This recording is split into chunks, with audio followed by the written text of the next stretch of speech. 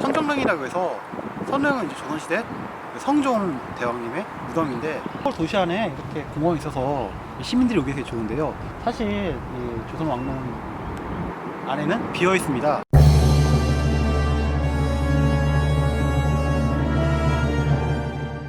안녕하세요. 영화 미스터리를 역사로 풀어보는 준스토리의 준우입니다. 유네스코 세계문화유산에 등재된 조선 왕릉 같은 경우에는 남한에 40기 그리고 북한에 2기가 있는데요. 근데 멀리 갈 것 없이 지하철 선릉역에 가시면은 조선시대 9대 왕이 성종과 11대 중종의 조선 왕릉인 선릉과 정릉에 가보실 수가 있는데요. 도심 한가운데 있는 마치 산책하기 좋은 도심 공원 같은 곳인데요. 하지만 엄연히 국가 유적지이기 때문에 도심 공원처럼 운동기구를 설치한다던가 뭐 강아지나 고양이를 함께 데리고 갈 수 있는 그런 장소는 아닙니다. 당연히 술, 담배는 금지되어 있고요. 이 두 릉은 대부분의 그 조선 왕릉들이 그 서울 외곽이나 그 경기도에 있는 것과 좀 구별되지만은 또 다른 특징이 있는데요. 그것은 바로 선릉과 정릉 그 두 묘소에는 그 왕의 시신, 유해가 들어있지 않습니다. 다시 말해 두 무덤은 빈 무덤인 것이죠. 물론 처음부터 선릉하고 정릉이 비어있던 건 아니에요. 처음에는 정상적으로 장례를 치르고 그 왕이 죽은 이후에 그 묘소에 들어섰지만은 두 무덤이 비어있게 된 거는 역시 이번에도 일본 때문입니다.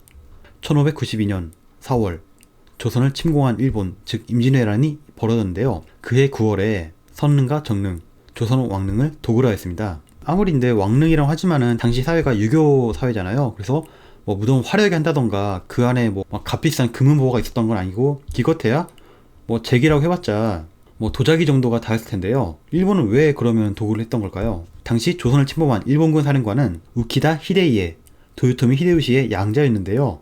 근데 잠시 이제 우키다 히데이에 대해서 좀 설명할 필요가 있을 것 같습니다. 근데 원래 그는 이제 우키다 나오이에라는 어느 한 그 지방 영주의 아들이었는데 이제 그 영주가 병들어서 죽게 됐을 때 그 도요토미 히데요시한테 그 아들의 후견인을 이제 좀 맡기는 거예요.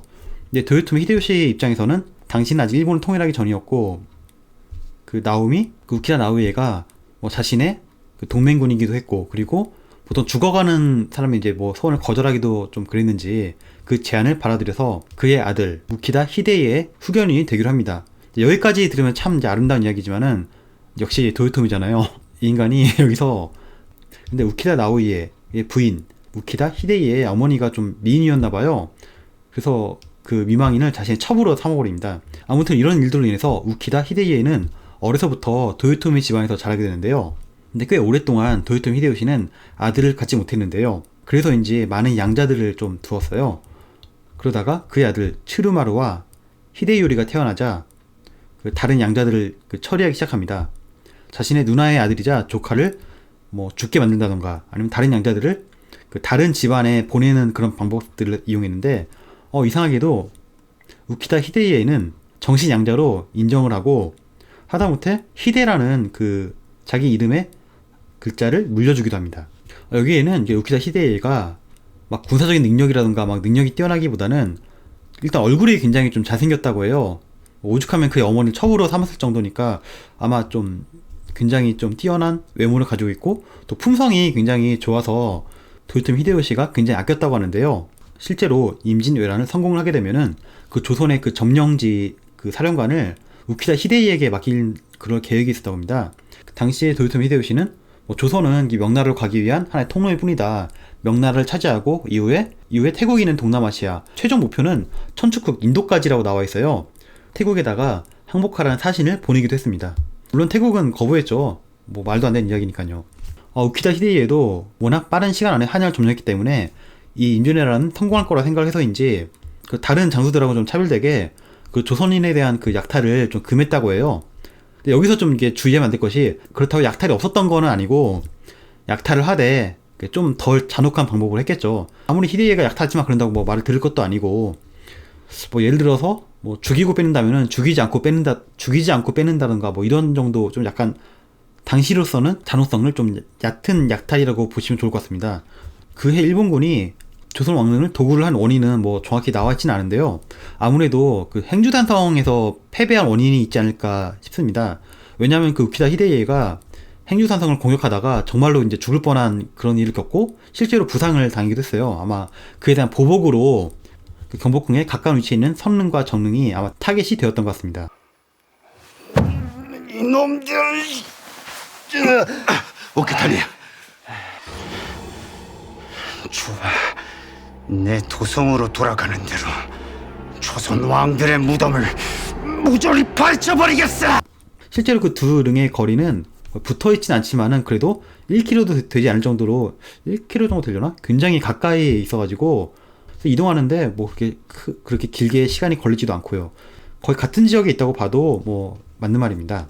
일본군은 선릉과 정릉을 도구로 했는데 단순하게 뭐 무덤을 파헤치고 도구를 한 것뿐만 아니라 그 성종과 중종 그 왕의 관짝을 뜯어내고 그 안에 시체를 꺼내서 뭐 불을 태워버리는 그런 만행을 저지르는데요. 근데 이 소식이 아무래도 전쟁 중이고 좀 통신이 발달하지 않아서인지 유주로 피난가 있는 선조에게는 다음 해인 1953년 4월달에 이야기가 들어가는데요. 이게 사실이라면 정말 큰일이잖아요. 그래서 이병장 김천일은 이를 조사하기 위해서 특공대 30명을 조직을 해서 그 당시 일본군이 점령하고 있던 한양으로 군사들을 보냅니다. 그 특공대 가운데 서개똥이라는 길 안내를 맡은 그런 그 노비하고 그리고 성종의 4대 손인 이충윤이라는 그 두 사람이 먼저 선릉과 정릉에 가게 되는데요. 먼저 정릉으로 가는데요. 소문대로 무덤은 파헤쳐져 있었고 그 광 안으로 들어가 보니까 관이 하나 놓여 있는데 그 안에 시체가 하나 있는 거예요. 혹시 이게 그 중종 시체가 아닐까 싶어가지고 이충윤은 자신의 옷을 벗어서 그 시체를 이렇게 단단히 이렇게 꼭 묶은 다음에 땅을 파서 기어를 이렇게 덮습니다. 그리고 일단 물러나는데요. 결국 한양이 다시 수복이 되고 제일 먼저 이 시체가 그 중종이 맞는지부터 확인을 하는 것이 급선무였는데 근데 이미 그 중종이 죽고 50년 후가 흐른 후에서 중종의 얼굴을 정확히 아는 사람이 좀 적었고요. 그리고 그 가운데서도 좀 얼굴을 어릴 적에 보았던 뭐 궁녀라던가 뭐 종친 다 모으니까 5명 정도가 되었다고 해요. 그래서 시체랑 딱 대조를 해보니까 얼굴이라든가 다른 부분이 많이 훼손돼가지고 확인은 할 수 없었지만은 근데 중종은 그 기록상에 따르면은 굉장히 키가 훤칠하고 좀 이렇게 날씬한 몸이었는데 그 시체는 좀 키가 150cm로 키가 작고 좀 뚱뚱한 몸이기 때문에 중종이 아니다라고 결론내었고 결국 선조는 중종, 성종 그 두 왕 모두 그 불에 타가지고 시신을 찾을 수가 없다 이런 결론을 내리고 다시 한번 국장을 치르게 됩니다. 뭐 당연히 이제 시체가 없다 보니까 그 일본군이 태운 그 재 속에서 좀 유해 비슷한 거라면 다 긁어 모아가지고 종이 봉투에 담아서 장례를 치르는데요. 근데 당시 사회가 유교 국가잖아요.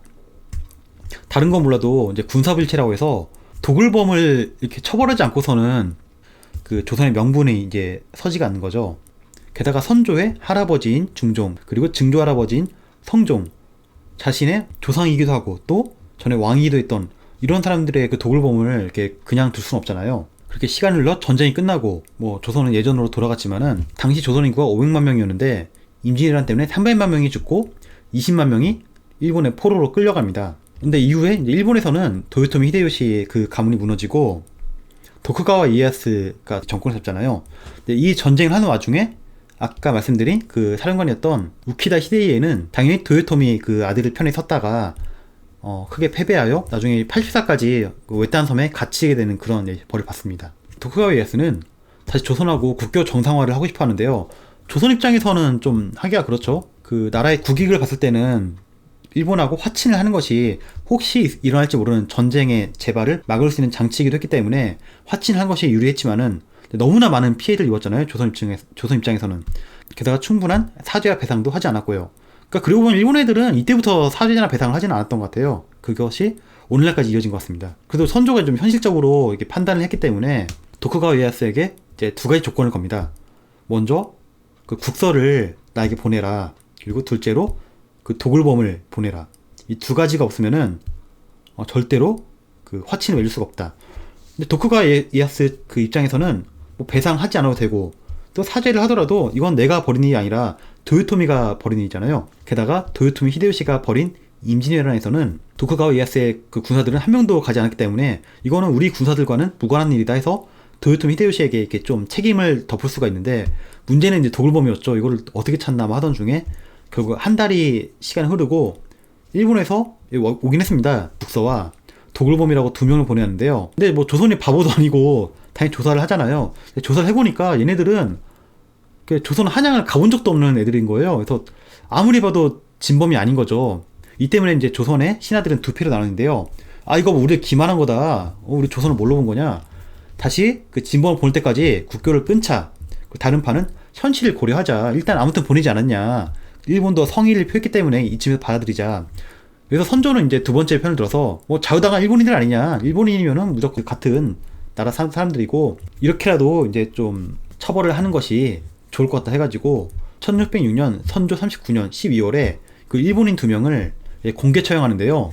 아무래도 그 일본인 2명한테는 좀 억울한 죽음이겠죠. 그리고 이후에 조선은 일본에다가 정식 살일단을 보내서 그 포로 20만 명 가운데 9천 명을 다시 구해오는데요. 포로 전체 인구의 한 5%도 안 되는 그 정도의 인구겠죠. 네.